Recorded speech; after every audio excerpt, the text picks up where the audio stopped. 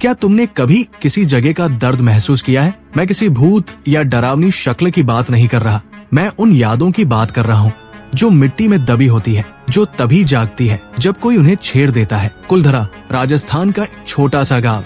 कहते हैं एक ही रात में पूरी बस्ती वहाँ से गायब हो गई थी। न कोई लाश मिली, न कोई आवाज, सिर्फ हवा में एक अजीब सी गुनगुनाहट रह गई। और कुछ रातें जो आज भी लौट आती है। रोहन और अनन्या एक नवविवाहित जोड़ा, शादी को अभी 2 साल हुए थे। दोनों जिंदगी के दबाव से थक चुके थे, इसलिए एक छोटी रोड ट्रिप का प्लान बनाया, दिल्ली से राजस्थान। रास्ते में जीपीएस बार बार सिग्नल खो रहा था, सूनी सड़कें, उड़ती रेत और आगे का रास्ता साफ नहीं था। रोहन बोला, यार रात होने वाली है, कोई जगह देख लेते हैं रुकने के लिए। तभी उन्हें एक छोटा सा बोर्ड दिखा, कुलधरा 2 किलोमीटर, और उसके पास ही एक पुराना गेस्ट हाउस, सुनसान, जर्जर, मगर फिलहाल के लिए सुरक्षित लगा। दोनों वहीं रुक गए। गेस्ट हाउस की दीवारों पर पुराने जमाने की तस्वीरें थी और अंदर एक अजीब सी ठंडक थी, मगर सफर की थकान इतनी थी कि उन्होंने ज्यादा ध्यान नहीं दिया और फ्रेश होकर डिनर का प्लान बनाया। रात को रोहन वॉशरूम में था और अनन्या बालकनी में खड़ी थी। हल्का अंधेरा, रेत पर फैला हुआ सन्नाटा, और तभी एक आवाज आई, मुझे वापस लाओ, मैं यही हूँ। अनन्या की आंखों में एक अजीब सी चमक आई, जैसे वो किसी ट्रांस में चली गई हो। उसका फोन बजता है, रोहन कॉल कर रहा था। अचानक वो होश में आई, हैरान थी, मैं यहाँ कैसे आ गई? उसे कुछ याद नहीं था। अगली सुबह अनन्या कुछ अलग लग रही थी, उसकी बातें शांत हो गई थी और उसकी जुबान में मारवाड़ी जैसा लहजा आ गया था। रोहन हंसते हुए बोला, तू तो पूरी राजस्थानी बन गई लगती है। अनन्या ने बस मुस्कुरा कर कहा, कुछ यादें ऐसी होती हैं जो हमारे साथ नहीं होती पर हमारे अंदर होती है। उसी वक्त रोहन ने देखा, अनन्या के हाथ पर एक पुराना जलने का निशान था। वो पूछने ही वाला था, लेकिन अनन्या ने बात टाल दी। रात को रोहन को एक डरावना सपना आता है, एक जली हुई हवेली, एक लड़की की चीख और एक नाम, वैभव।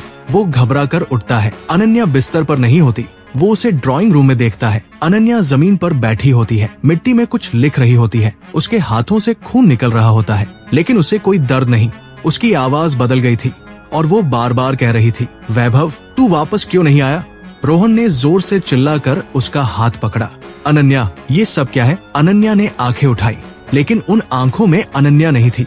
उसने आंखों में आंखें डालकर कहा, तू वैभव नहीं है, तू तो उनका दुश्मन है जिन्होंने मुझे जिंदा जला दिया था। उस रात रोहन सो नहीं पाया। अगले दिन वो गेस्ट हाउस के केयरटेकर से मिला, भैरव सिंह, एक 70 साल का बूढ़ा आदमी।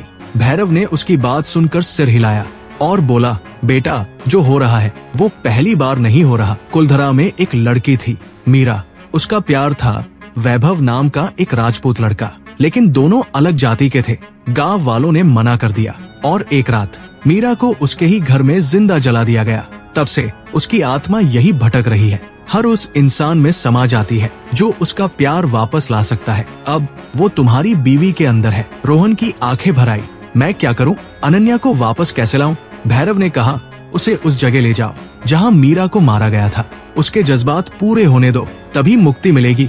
उस रात रोहन अनन्या को लेकर गया कुलधरा, एक पुराने मंदिर के पास, जहां अब सिर्फ राख बची थी। अनन्या फिर से ट्रांस में चली गई और हवा तेज चलने लगी, रेत उड़ने लगी और एक जलती हुई औरत की छवि सामने आई। वैभव, बस एक बार मुझे अलविदा कहने दे। रोहन ने जोर से अनन्या का हाथ पकड़ा, आंखें बंद करके बोला, मैं वैभव नहीं हूँ, लेकिन मैं किसी का सच्चा प्यार हूँ और मैं उसे खोना नहीं चाहता। एक तेज रोशनी, एक तीखी आवाज और सब कुछ शांत। सुबह अनन्या ने आंखें खोली, सब कुछ सामान्य लग रहा था। रोहन, मुझे कोई अजीब सपना आया पर याद नहीं। रोहन ने बस उसका हाथ थामा और कहा, कुछ रातें सिर्फ सपने नहीं होती अनन्या, कुछ रातें कहानियां होती हैं। जब वो दोनों कार में बैठकर वापस जा रहे थे, तब हवा में एक हल्की सी आवाज फिर से गूंजी, अगली बार जब रात ढलती है तो कुलधरा याद रखना। ये थी गांव की आखिरी रात, एक कहानी जो सिर्फ सुनी नहीं जाती, महसूस की जाती है। अगर आपने भी कभी किसी जगह की ऐसी ऊर्जा महसूस की है तो कमेंट में अपनी कहानी जरूर लिखें।